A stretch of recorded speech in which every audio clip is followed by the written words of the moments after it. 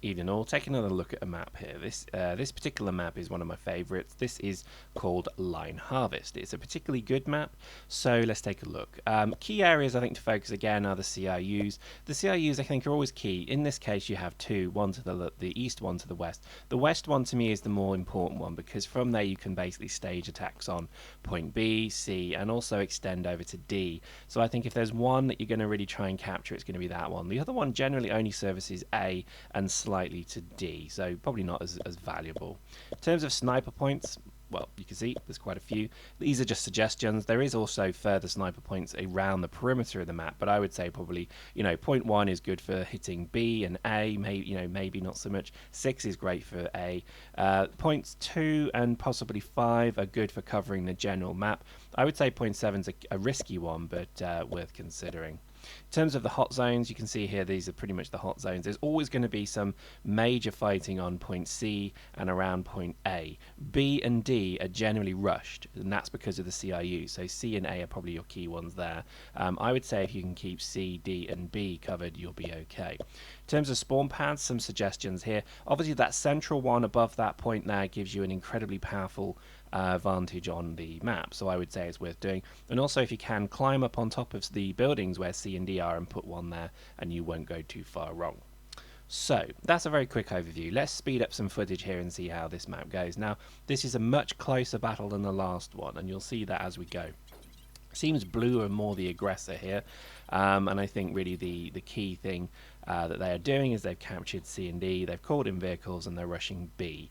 Now this is interesting. What I found with this particular map was generally again people would hang around C and B, and they would again rush to wherever the action was. Now the orange team here have the benefit of the CIU and A, and what they're doing is slowly pushing towards D, and I think this is kind of typical of what happens, and you could almost say this is a typical of the game where you would go for B or A. If you've got A, you'll go for B or D, and if you've got C, you'll go for D or B. So the parallel, or rather the opposite ends of C and A are really where I think the fighting happens. Very little fighting happens in the middle. As you can see, people are generally filtering and circulating clockwise and anti-clockwise around the points. So that's again of interest. So people will generally go from C to B and then B to A and vice versa. So it's pretty interesting to see that. Now you can manipulate that if you're a sniper. You can position yourself in where the traffic is. So obviously in this particular situation right now, there is traffic between D and C, because that's obviously where the fighting's happening. There is also traffic between A and B, and so I think you can really kind of manipulate that if you're a clever sniper. And you can see some of the snipers already up on the vantages. They're taking benefit of this by basically keeping, understanding where people are going to be running to and from. I think if you want to win these maps, you really do have to have an appreciation of that, because to be honest, these kind of maps are won through basically just understanding and outthinking your enemy. As you can see here, the map's kind of ebbing and flowing, so all of a sudden the sides have swapped. Now this is again based upon the fact that people have rushed and maybe left their rear parts undefended. As you can see, the CIU near C and the CIU near A are both under enemy control. So that's actually pretty bad, and this is how I think you can say this map is now turning, because the blue team seem to have got completely caught up, trying to run around and kill stuff when they maybe should have been defending, to the point now where they've actually lost the entire map. And as you can see, the MCC is now coming down on the blue side, so it's becoming more and more an equal battle. So what was pretty much a foregone conclusion was lost, I would say, by the blue team, losing all of their spawn points. As you can see, they're now having to filter in from the top to, basically running from their base in the MCC to actually get a foothold back in this map.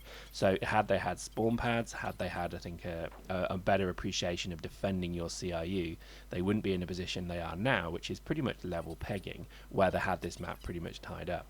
So interesting stuff. I mean, I think hopefully you'd agree that it's fascinating how I think the rush tactics that you see can actually lead to your downfall. So now currently they have D, they have a tank out as well. This is the blue team.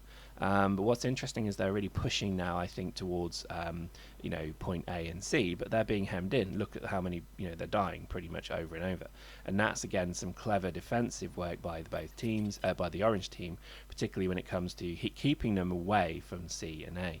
Now, the blue team have a tank, but they obviously have a bit of a kind of scared tank, because he's only really slowly pushing forward. You can see here he's kind of edging forward slightly, and to be honest, he's just presenting himself to be blown up, because obviously they'll see he's in a tank and they'll slowly, call in anti-armor units.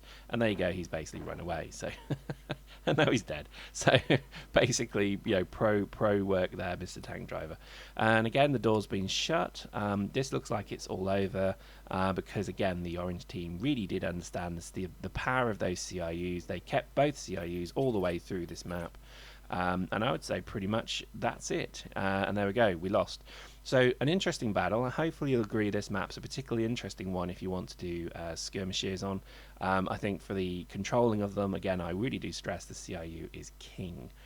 And I think there we go. So hopefully you enjoyed that. We'll do another map sometime soon.